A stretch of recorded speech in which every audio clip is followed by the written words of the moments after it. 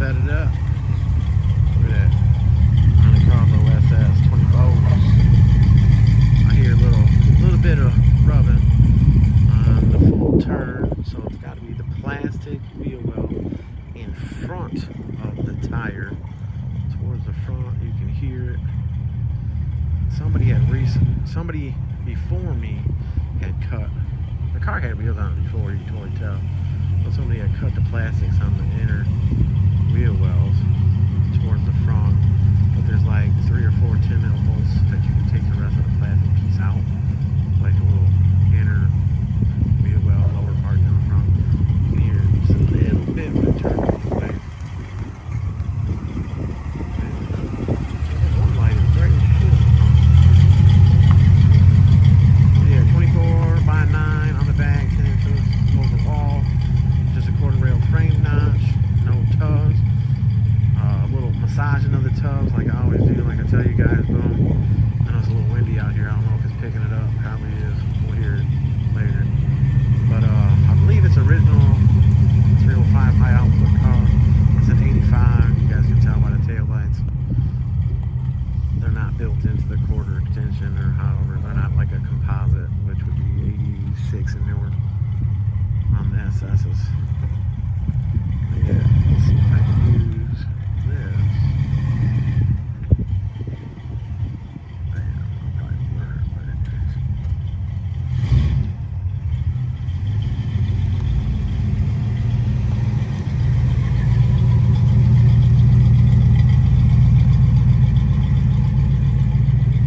£34 of air in the tires all the way around. You don't need to run the tire at 40 psi. It's going to give you a shit ride, and you're going to hit bumps harder and bend rims a lot easier with more air pressure.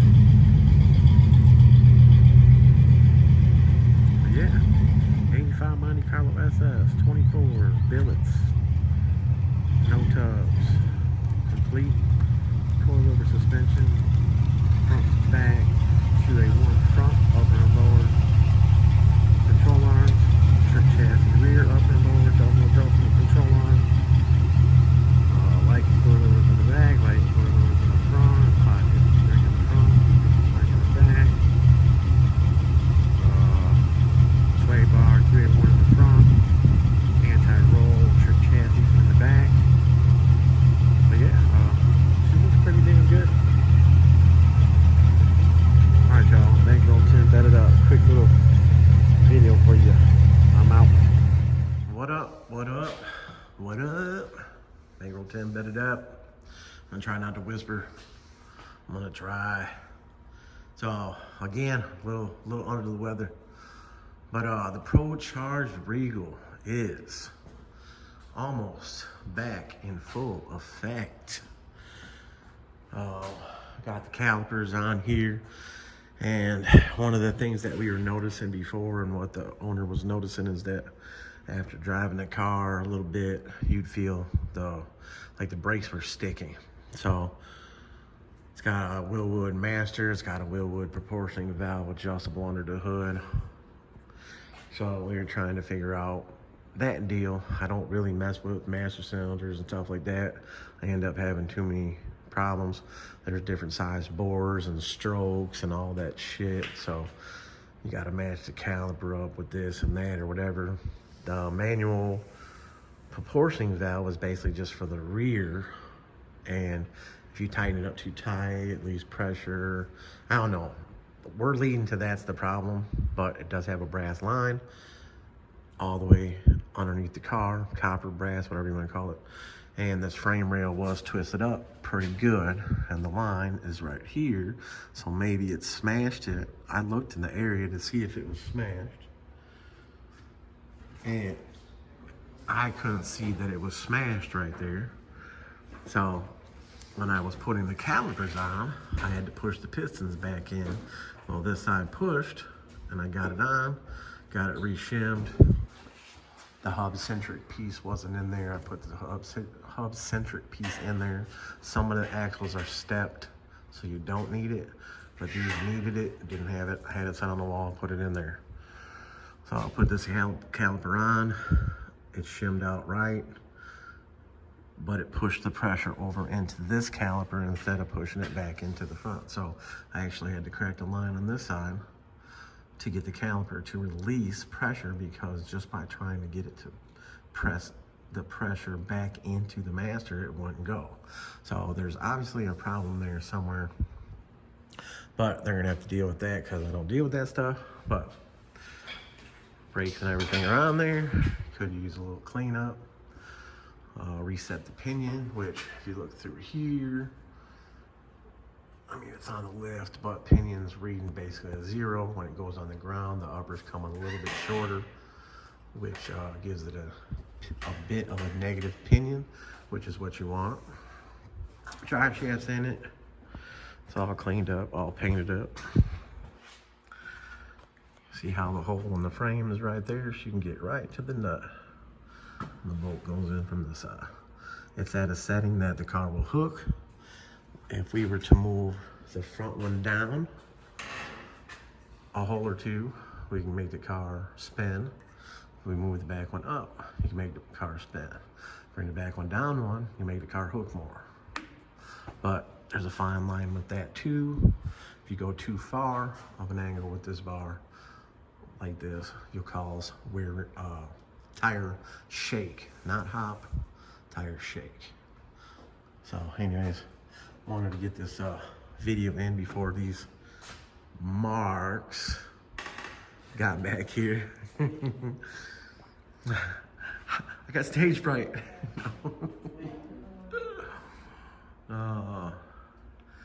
So yeah, we got some gear lube. I sent them to get some gear lube. So we got some Castro or Fram, some Fram. What is it? 75 140. Yeah, we'll put that in there. It does have a true track in there. Well, gear lube in it, brakes or wheels on it, and it'll be done. I squared up the rear end. Everything squares up good.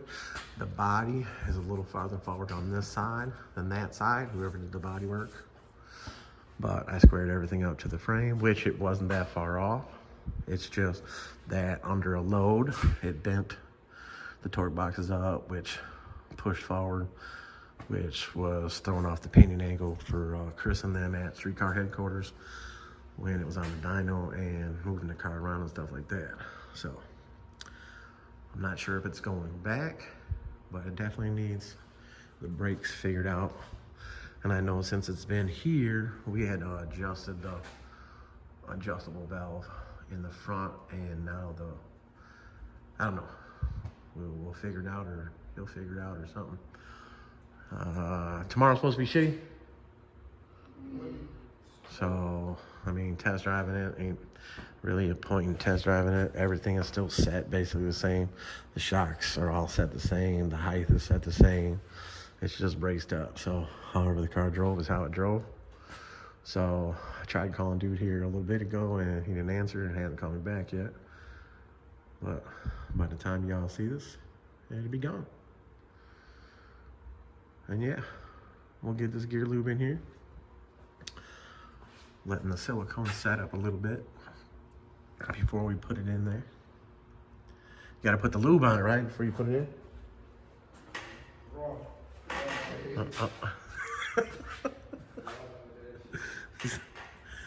Oh, shit. All right, y'all.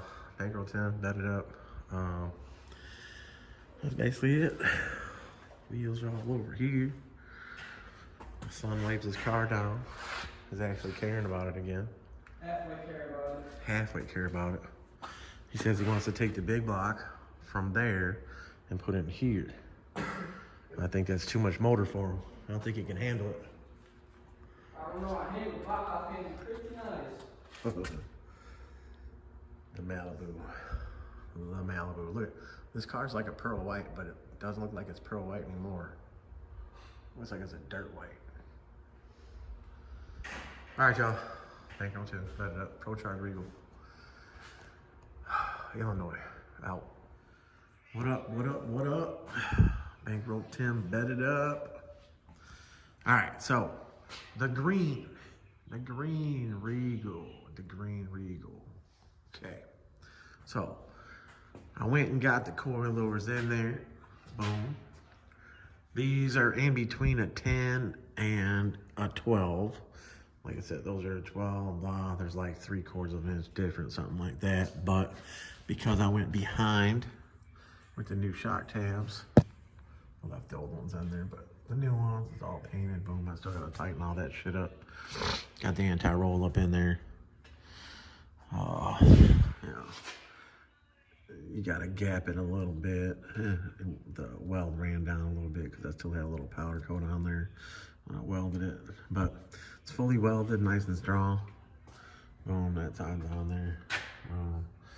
I mean, you know, coilovers are on there. Gotta tighten everything up. Trick chassis, like I said, with the new outer piece being billet aluminum, and this is billet steel. It's a 1/2-inch bolt for the bigger links. Obviously, it holds more stability side to side. I'm about to tighten that stuff up, set it down. Went ahead and went with a 300 spring because this car has 315s in the trunk. Those springs on those coilovers right there are the variable rate 175 350. So you can see how the coil is tighter in that area than the top area. So that's where you get the variable rate. So all the years of doing this, stay away from the variable rate springs on these cars. They just don't work. I got the proper lower brackets, which these are Viking bottom brackets here. And like I said, you guys, there's these spacers. They have to go in the bottom. This keeps this gap. When they had that set up on there, they didn't have the spacers. So these things bent inwards, which are they're a little different. They're a little skinnier, a little, you know, see? But anyways, they bent the shit out of them. Junk, garbage. So yeah, anti-roll is gonna help out a lot. Before I put the car in the air, I measured from the ground to the top of chrome, which yeah, this chrome's got a little dent in it. Boom, both sides. Well, that side over there was dead on 27. This side was a little bit lower, but my floor and it not having an anti-roll, boom. The links are adjustable. You can twist them, preload, stuff like that. So if you're off 1/4 inch side to side, you can make it up in the anti-roll due to whatever. The body could be sitting lower on the frame on one side than the other side. But yeah, Viking, double adjustable compression and rebound. QA1, basic QA1 shock, single valve, one compression valve, that's it. A little bit of tuning, a lot of tuning on the shock. Each car is different. You could have a car with the same weight, same this, same that, and it might just ride different. You got to adjust it a little different, but knowing how to adjust this. The other thing I did here is I noticed that this torque box was bent up just a little bit. So I normally would have put a ladder bar cross member in here, but I don't have time. And this guy's got, I mean, these mufflers are pretty big. This is the goo from this undercoating. Everybody, please stop buying this shit undercoating. Don't pay people to undercoat your car. It's garbage. It's still sticky and wet and gooey and just nasty, and it's a motherfucker to work on the car. All right, so as you can see right here, I braced the torque box area. I took a tube, put it in there, cut it, welded it all along the bottom, inside there, boom. I had welded it underneath here first, then I took a plate, plated it. This is 3/16, boom. Then I put a plate on the bottom, boom. So strengthen the torque box up.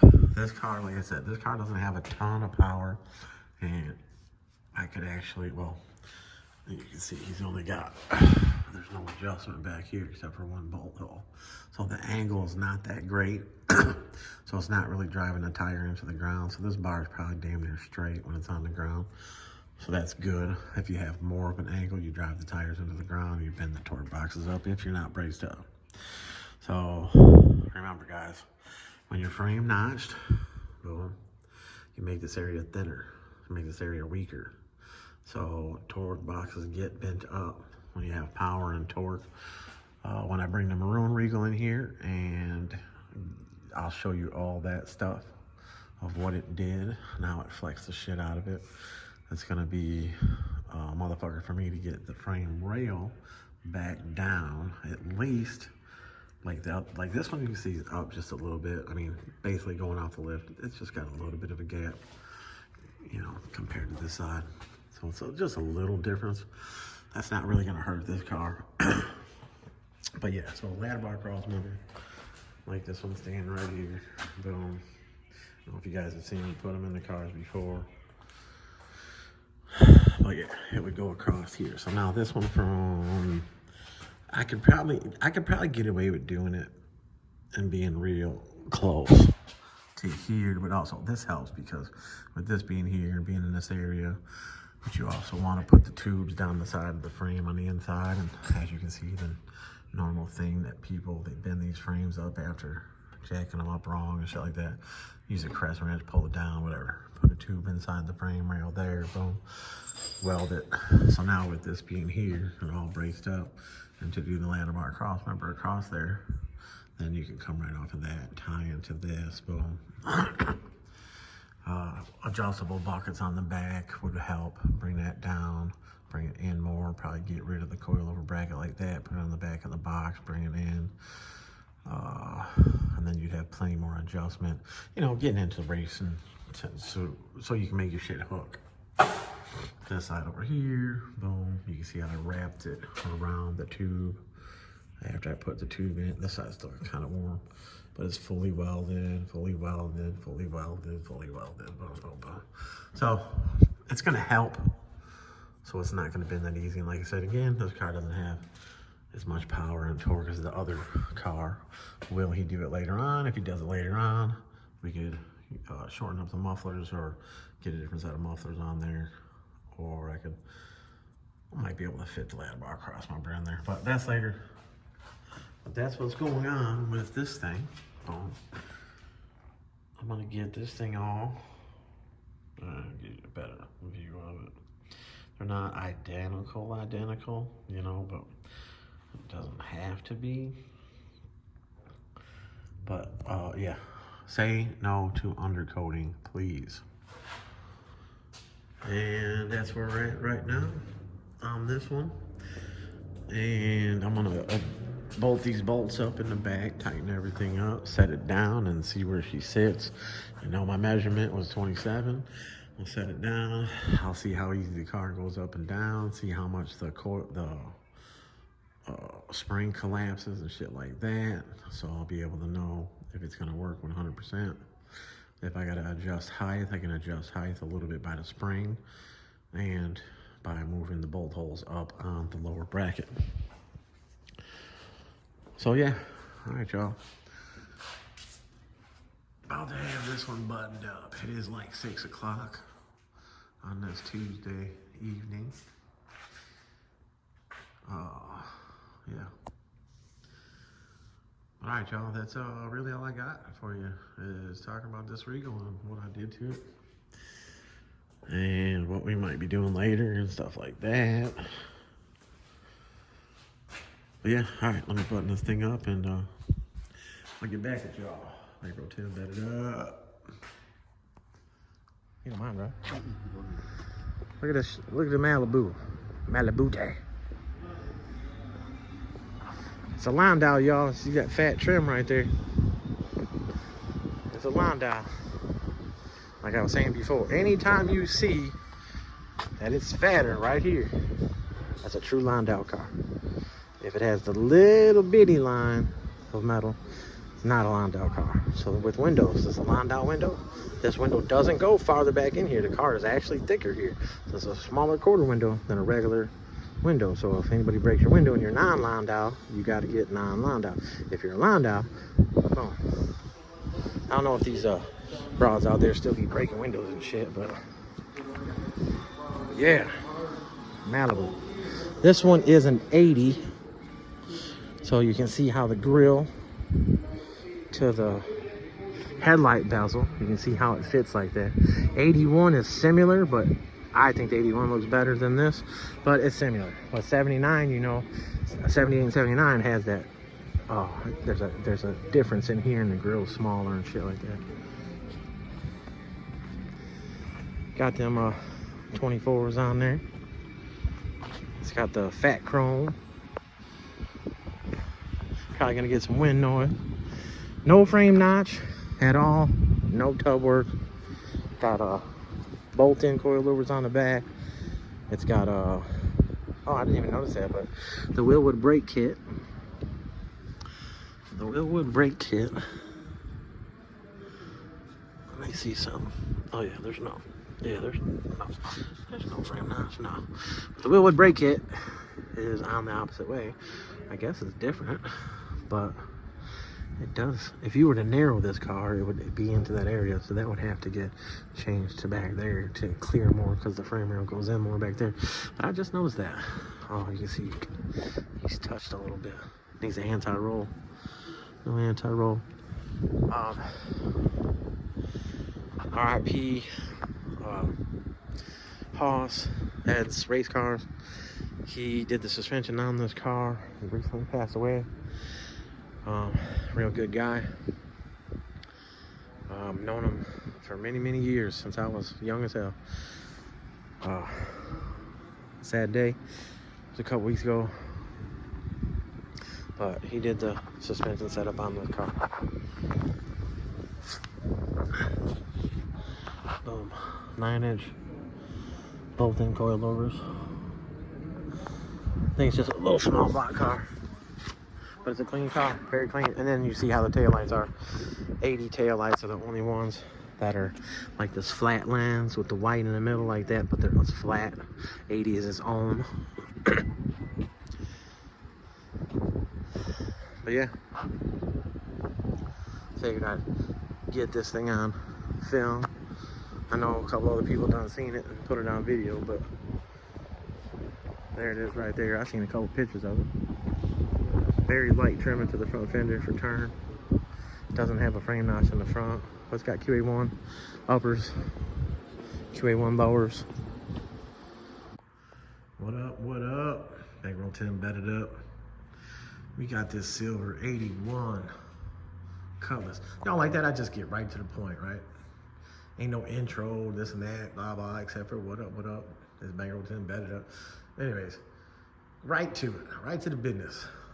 81 Cutlass. Got a 350 Chevy in it, turbo 350 trans, stock rear rims, stock suspension, got some air shocks on the back. But we gonna put some All-Star upper ball joints in it. You know, somebody put some new steering arms, new lower ball joints. Oh, where's the Zerk fitting, guys? Where's the Zerk fitting? That's for putting the grease fitting. Where's it at? It's not there, so that means you didn't put grease in that. It looks like, oh, that's power steering fluid. But let's see, let's push those. This got just, yeah, there's no grease in there except for what came from the factory. But spike bar links are fairly new, upper and lower ball joints. But what I'm saying about the uppers, we're gonna put a set of All-Star upper ball joints in there, and the All-Star upper ball joints have a 1 inch longer shank, how the ball joint goes into the spindle. So it's 1 inch longer, so that way we can set the arm up more. We're leaving the stock arms on it, uppers, lowers, boom, leaving that spring in it, changing the shocks, doing a frame notch for the front, because it's getting 26s. Oh, bam. The back, we are going to, we got the trick chassis arms already. I had the customer get the parts, you know. So in the last couple weeks that he's been on me to do this car, we're leaving the springs. We got some good shocks going on it. This is the air shock bullshit I've been telling you guys about. That's, you know, them airlines and shit, bullshit.